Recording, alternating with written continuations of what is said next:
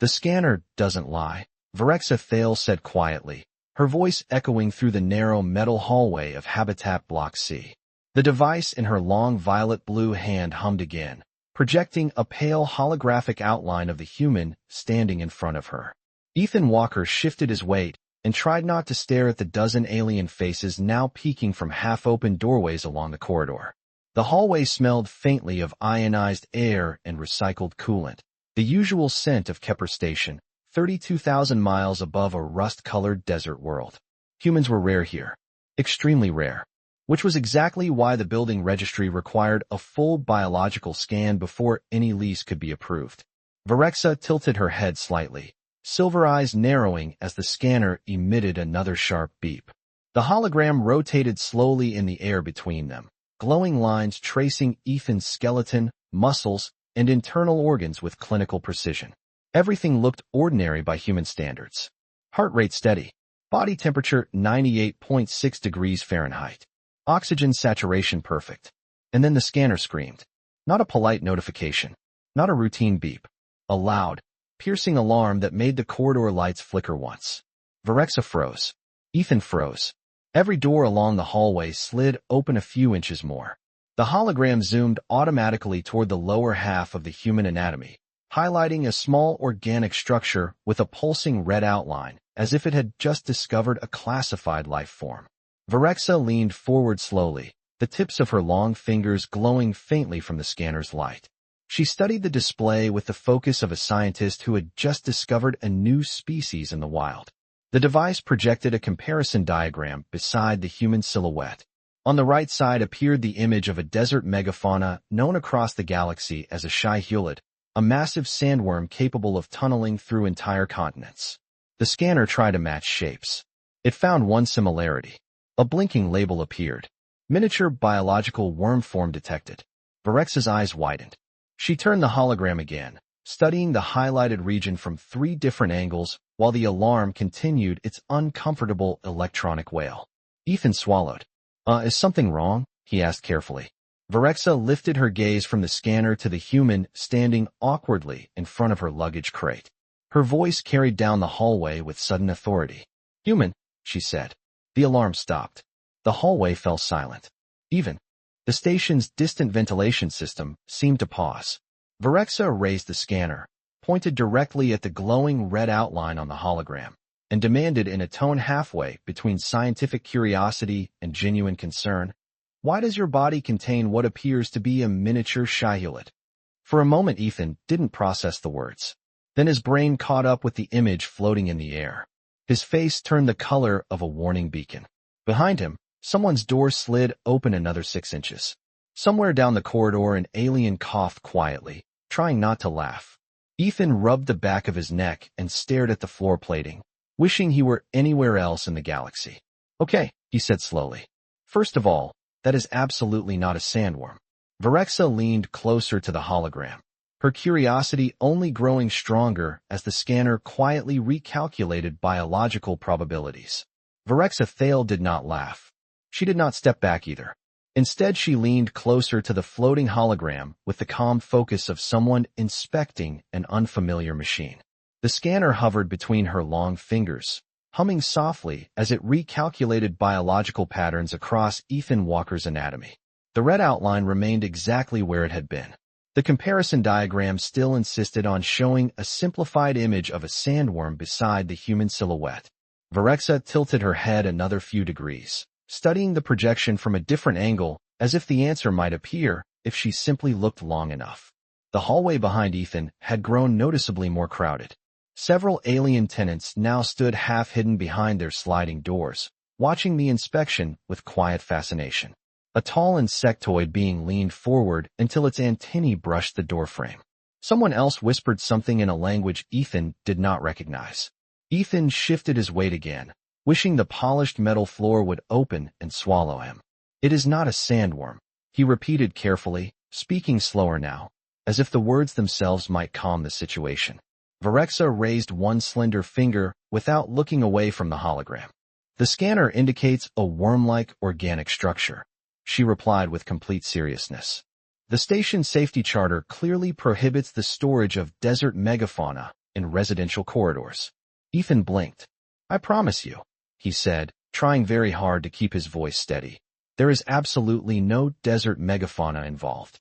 The scanner emitted another quiet tone and projected additional data. Lines beside the glowing figure. Temperature readings. Blood circulation. Neural responses. None of it looked dangerous. In fact, everything about the structure appeared perfectly normal for a human male adult. Virexa slowly circled the hologram, her long coat brushing lightly against the metal wall panels.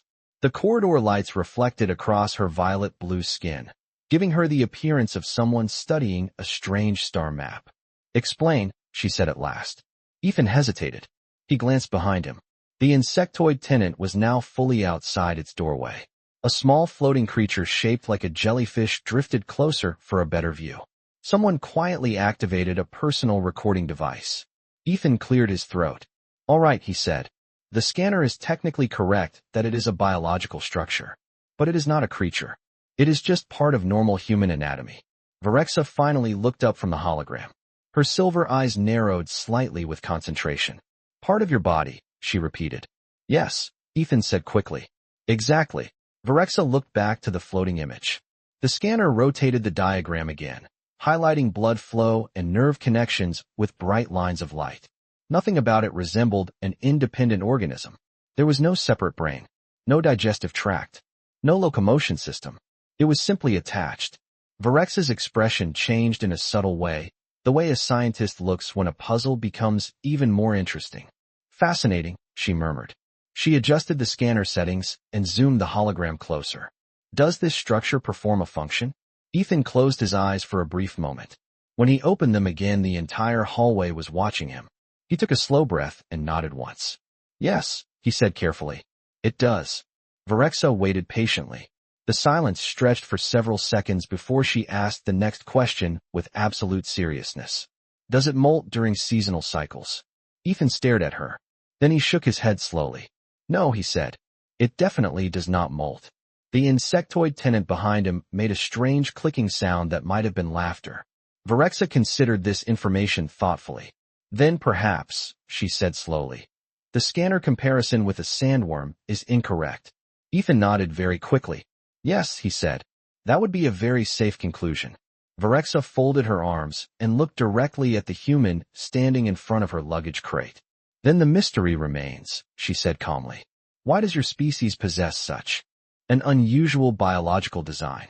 Ethan sighed quietly, because explaining that question, he realized, was going to take a while. The hallway stayed quiet for several seconds after Ethan Walker admitted the structure actually had a biological purpose. The silence was not hostile.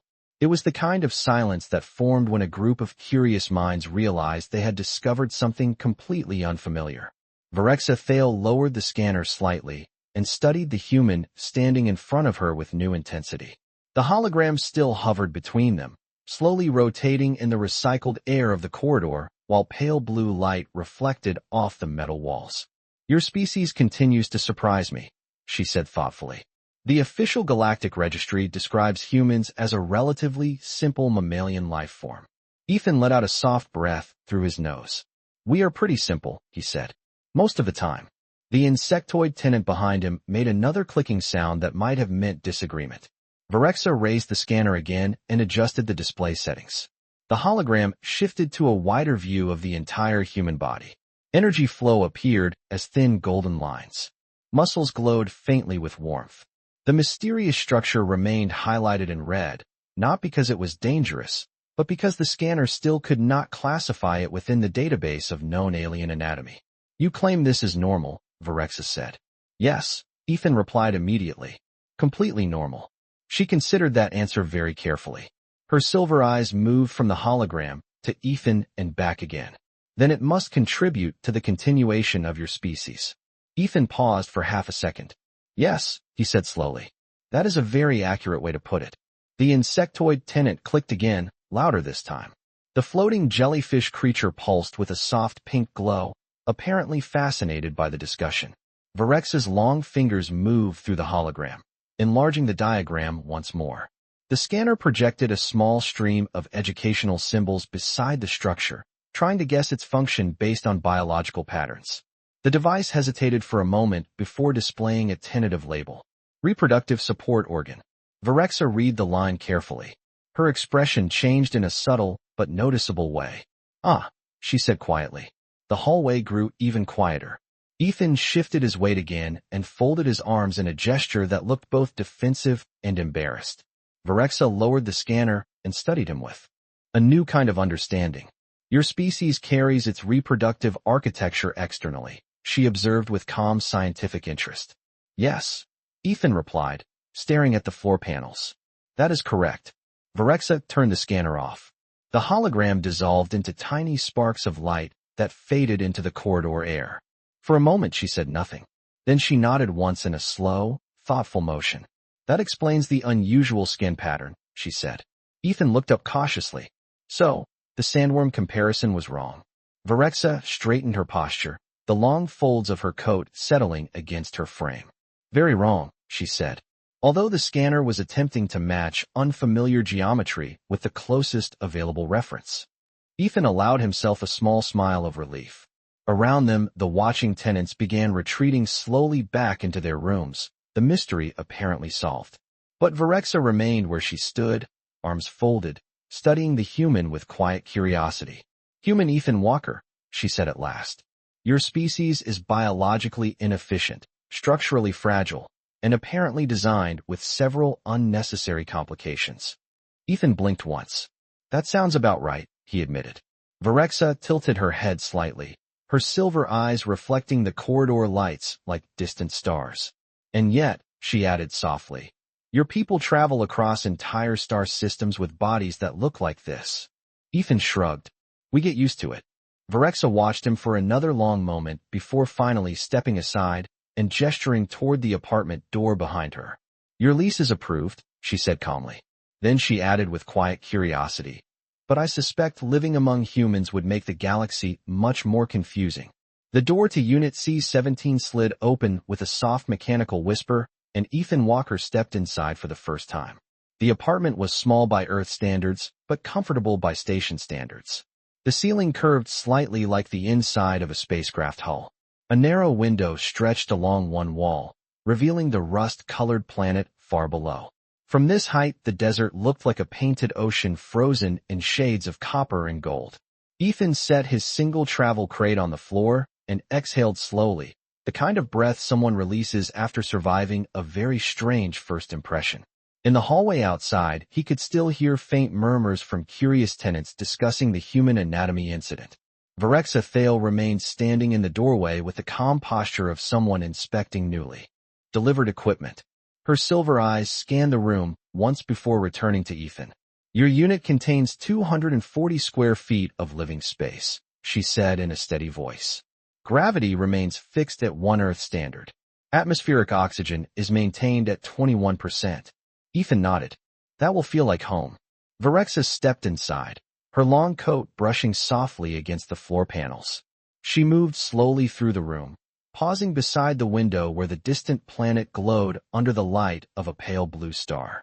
Humans choose unusual places to live, she said.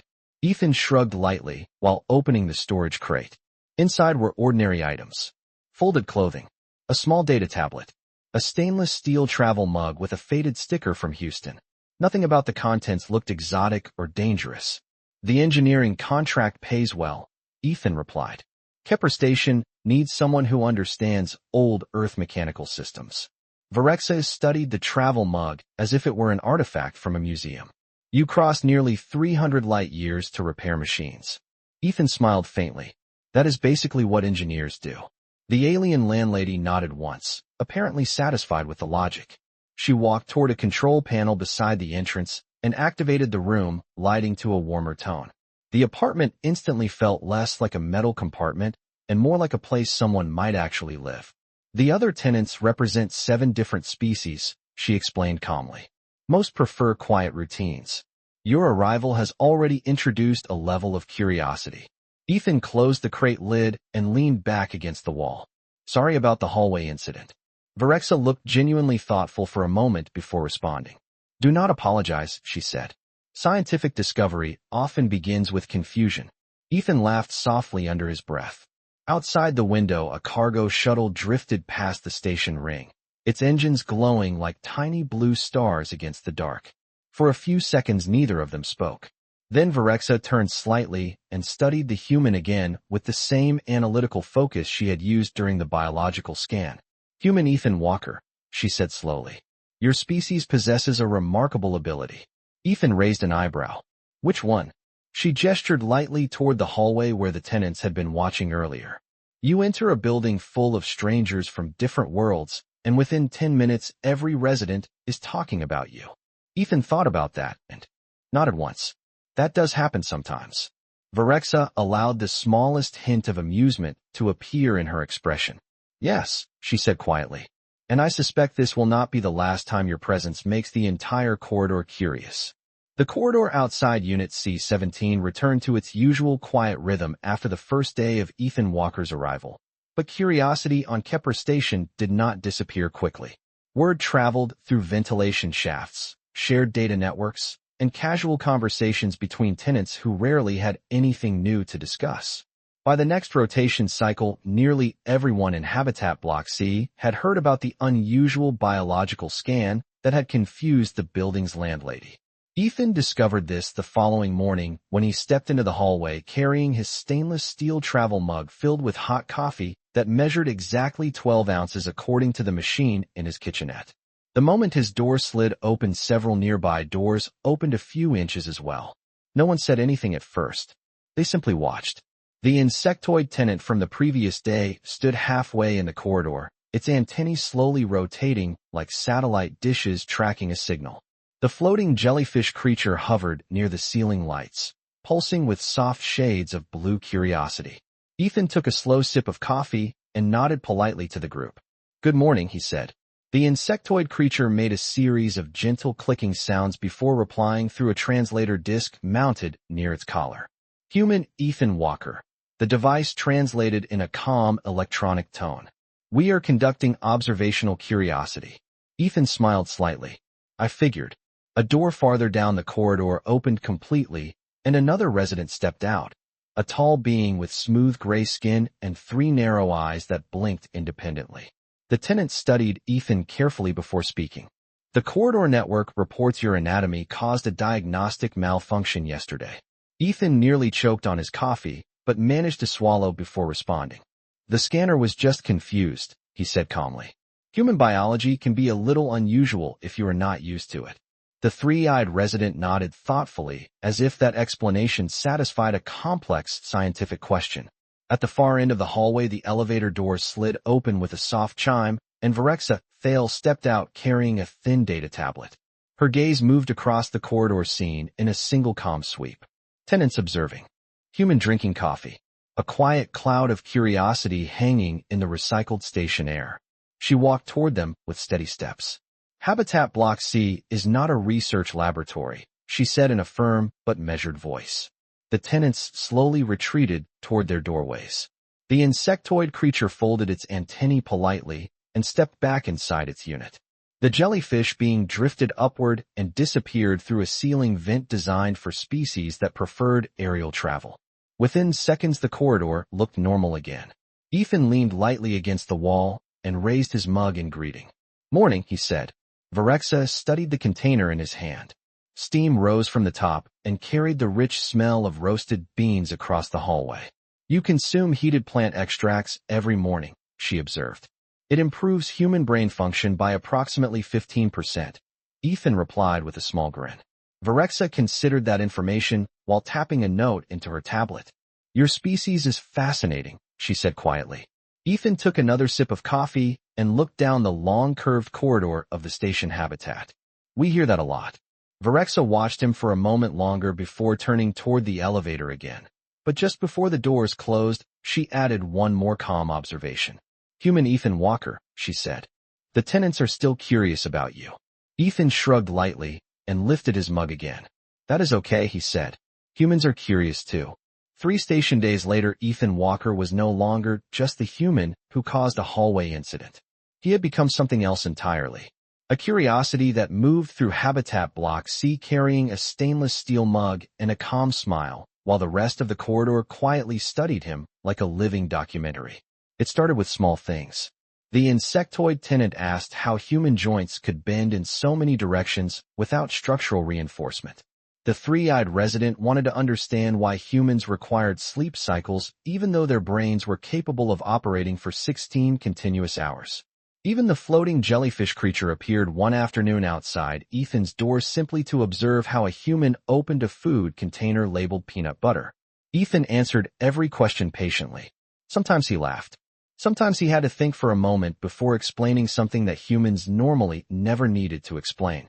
Gravity preferences. Oxygen tolerance. Why humans liked warm beverages early in the morning. The corridor slowly transformed into an informal classroom where the subject was simply humanity. Thale observed most of these interactions from a quiet distance. As the building's landlady, she usually moved through the corridor with a tablet in one hand, while checking maintenance reports and tenant messages. Yet each time she passed Ethan Walker, she paused for a moment longer than necessary. One afternoon, she stopped beside the wide observation window at the end of the hallway where Ethan was standing with his travel mug watching cargo ships glide past the station ring. Outside the glass, the rust-colored planet turned slowly beneath them, its deserts glowing under the distant blue star. "Human Ethan Walker," she said calmly. Ethan looked over his shoulder and smiled. "Hello again." studied the mug in his hand. "You continue to consume this heated plant extract every morning." "Coffee," Ethan said. "It keeps the human brain working." Tilted her head slightly. "Your brain already works," she said. Ethan shrugged. "This helps it work better." She considered that explanation quietly while watching the distant cargo traffic. For several seconds, neither of them spoke.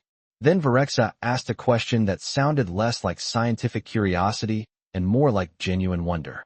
"Why do humans answer so many questions from strangers?" Ethan thought about that for a moment. "Because questions mean someone wants to understand," he said. Silver eyes reflected the slow movement of the planet outside the window. "Many species prefer privacy about their biology," she said. Ethan nodded. "Humans do too sometimes."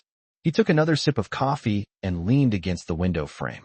"But if explaining something simple helps people stop being afraid of it, that usually feels worth it." Looked at him again, this time with a quieter expression than before. "So you explain your species even when the questions are unusual?" Ethan laughed softly. "Especially when they are unusual." The alien landlady watched him for a long moment as another cargo shuttle passed by the station ring. "Interesting," she said quietly. Ethan glanced at her. "What is interesting?" folded her arms and turned slightly toward the corridor behind them where the tenants of Habitat Block C were continuing their normal routines. "Humans," she said slowly, "are biologically strange." Ethan nodded once. "That part is definitely true." Allowed the smallest hint of a smile to appear before she added, "One more observation. But it appears the most unusual part of your species is not your biology." Ethan raised an eyebrow. "What is it then?" looked out at the stars and answered in a quiet voice, "Your willingness to share it." By the end of the first week, Ethan Walker had developed a routine that felt almost normal, even inside a habitat filled with species from 7 different worlds. Each morning he stepped into the corridor with a 12-ounce mug of coffee, nodded politely to whichever neighbor happened to be passing by, and rode the elevator down to the engineering decks where aging station systems quietly waited for someone who understood old Earth mechanical design. Kepler Station had been built by several civilizations working together, which meant its infrastructure looked like a museum of incompatible technology. Some systems ran on elegant alien biocircuits that resembled living vines. Others were massive human-built machines made from steel plates and rotating gears. Ethan enjoyed the puzzle of it. Machines, at least, behaved predictably. People and alien tenants were another matter entirely. That afternoon he returned to Habitat Block C slightly earlier than usual, carrying a small maintenance toolkit and a thin layer of grease on his sleeves. As the elevator doors opened, he immediately noticed something different in the corridor. The usual quiet hum of station ventilation was still there, but the comfortable rhythm of daily activity had paused.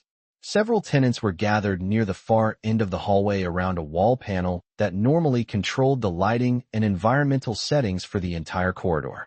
The insectoid tenant stood closest to the panel, its antennae twitching rapidly, while the floating jellyfish creature hovered nearby, casting soft ripples of blue light across the ceiling. Ethan stepped out of the elevator and walked toward them. "Everything okay?" he asked. The insectoid creature turned toward him, and its translator disc activated with a short tone. "Environmental regulator malfunction," the device announced. "Temperature fluctuation detected." Ethan glanced at the panel. The display screen blinked uncertainly, as if it could not decide whether the corridor should feel warm or cold. A thin line of frost had begun forming along one edge of the metal casing, while the opposite side felt slightly overheated. "That is not ideal," Ethan said quietly. The three-eyed resident stood nearby, watching the panel with obvious concern. "We attempted recalibration," the resident explained. "The control system does not respond." Ethan knelt beside the wall unit and opened the maintenance cover with a small tool from his kit. Inside he found exactly what he expected. A tangled interface where an older human-built thermal regulator had been connected to a newer alien climate processor using an adapter that looked like it had been installed about 15 years ago. Dust floated inside the compartment like tiny gray clouds. Ethan smiled faintly. "I see the problem." At that moment, Verexa Thale approached from the opposite end of the corridor, holding her data tablet. She stopped beside Ethan and looked down at the open panel. "Human Ethan Walker," she said calmly. "Is the corridor in danger of becoming uninhabitable?" Ethan shook his head while adjusting a small connector wire. "Not today." He tightened the final connection and pressed a reset switch inside the panel. A quiet click echoed through the metal walls. The frost line disappeared. The warm air cooled to a comfortable temperature. The display screen stabilized. The corridor breathed again. Ethan closed the panel and stood up, wiping his hands on a cloth from his toolkit. Around him the tenants relaxed visibly. The insectoid creature clicked its antennae with what sounded like relief. Verexa studied the now stable control panel for a moment before looking back at the human engineer. "You repaired the system in less than 60 seconds, she observed. Ethan shrugged lightly. "Machines are easier than biology." Verexa considered that statement while glancing briefly toward the human standing calmly in the hallway. "Perhaps," she said quietly. "But I suspect humans may also be quite skilled at repairing other things." The corridor slowly returned to its normal rhythm after the environmental regulator stabilized, but something subtle had changed among the residents of Habitat Block C. For the first time since Ethan Walker arrived, the curious glances that followed him through the hallway carried a different tone. It was no longer simple fascination with human biology. It was recognition. The insectoid tenant studied the control panel for several more seconds before turning its attention back toward Ethan. Its translator disc produced a calm tone before speaking. "Human Ethan Walker," the device said. "Your intervention restored environmental stability for 8 residential units." Ethan shrugged lightly while closing the last latch on his toolkit. "It was just a loose connector," he replied. "Old hardware sometimes needs a little help." The three-eyed resident blinked slowly, all 3 eyes focusing on the repaired wall panel as if reviewing the event in careful detail. "Our attempts to repair the system were unsuccessful," the resident admitted. "Your approach required less than 1 minute." Ethan smiled faintly and leaned against the wall beside the panel. "That is the advantage of growing up around machines that break all the time." Several tenants made quiet sounds of agreement that echoed softly through the corridor. The floating jellyfish creature drifted closer and pulsed with a gentle violet glow that washed across the ceiling lights. Ethan suspected that color probably meant curiosity again. Verexa Thale remained standing beside the control panel with her arms folded, watching the human engineer with calm interest. Her silver eyes moved briefly from the panel to the faces of the tenants gathered in the hallway. Then she looked back at Ethan. "Human Ethan Walker," she said slowly. "You arrived on this station only a few days ago." Ethan nodded. "That sounds about right." Verexa tilted her head slightly, as if organizing several observations at once. "Within that short time you have explained aspects of human biology to multiple residents, answered dozens of questions about your species, and repaired a malfunctioning corridor regulator." Ethan gave a modest shrug. "It has been a busy week." The insectoid tenant made a soft clicking sound that the translator quickly converted into words. "Human Ethan Walker demonstrates practical knowledge." Ethan raised his hands slightly in a harmless gesture. Engineers fix things. That is what we do. Varexa studied him carefully for another long moment before speaking again. Earlier you stated that machines are easier to repair than biology. Ethan nodded. Usually. Varexa glanced briefly down the corridor where several tenants were quietly returning to their rooms now that the situation was resolved. The hallway lights reflected gently across the polished metal floor, returning the space to its normal calm atmosphere. Then she looked back at the human. However, she said in a thoughtful tone, it appears that your presence has also repaired something else. Ethan blinked once. What do you mean? Varexa gestured lightly toward the doors along the corridor. Before your arrival, the residents of Habitat Block C interacted rarely. Most species prefer isolation within unfamiliar environments. Ethan looked down the hallway where the insectoid tenant was now speaking calmly with the three-eyed resident while the floating jellyfish creature drifted nearby, listening to the conversation. It was a quiet scene, but noticeably different from the silence that had existed when he first arrived. Ethan rubbed the back of his neck. Maybe people just needed a reason to talk. Varexa watched the small gathering for a moment longer before turning back toward him. Perhaps, she said quietly. Or perhaps humans carry something unusual into every environment they enter. Ethan raised an eyebrow with mild curiosity. What is that? Varexa allowed the faintest hint of a smile to appear before answering in a calm voice. Connection. Several weeks later, Habitat Block C felt different in a quiet but undeniable way. The corridor that had once been silent now carried the gentle sounds of daily life, shared between species that previously kept their distance. Doors opened more often. Conversations happened in small clusters near the observation window. Sometimes the insectoid tenant discussed structural engineering with the three-eyed resident, while the floating jellyfish creature drifted between them, listening with soft pulses of color. At the center of many of these quiet interactions stood Ethan Walker with a stainless steel mug of coffee and the relaxed posture of someone who never realized he had changed the atmosphere of an entire hallway. On one particular evening, the artificial lights dimmed to simulate sunset across the station. Outside the long window, the rust-colored planet rolled slowly beneath them, while distant cargo ships traced glowing lines across the darkness of space. Ethan leaned against the window frame and watched the movement of the ships while finishing the last sip of coffee from his mug. Behind him, the corridor doors opened, and Varexa Thale stepped into the hallway carrying her tablet as she often did during her evening inspection. She paused when she saw Ethan standing quietly by the glass. Human Ethan Walker, she said in her usual calm voice. Ethan glanced over his shoulder and smiled. Good evening. Varexa walked to the window beside him and looked out toward the drifting cargo traffic. For a moment, neither of them spoke. The station hummed gently around them, a massive structure holding together hundreds of lives from different worlds. After a few seconds, Varexa said something that sounded almost reflective. When you first arrived, the residents of this corridor watched you with uncertainty. Ethan nodded slightly. That makes sense. Varexa continued looking out at the stars. They believed humans were biologically strange. Ethan laughed softly. That part is still true. Varexa inclined her head in agreement. Yes, she said. Your species remains unusual. Ethan waited for the rest of the sentence. Varexa turned her gaze toward the corridor behind them where several tenants were now talking quietly near the repaired environmental panel. The insectoid tenant and the three-eyed resident were comparing notes on station maintenance procedures, while the floating jellyfish creature pulsed gentle waves of blue light across the ceiling.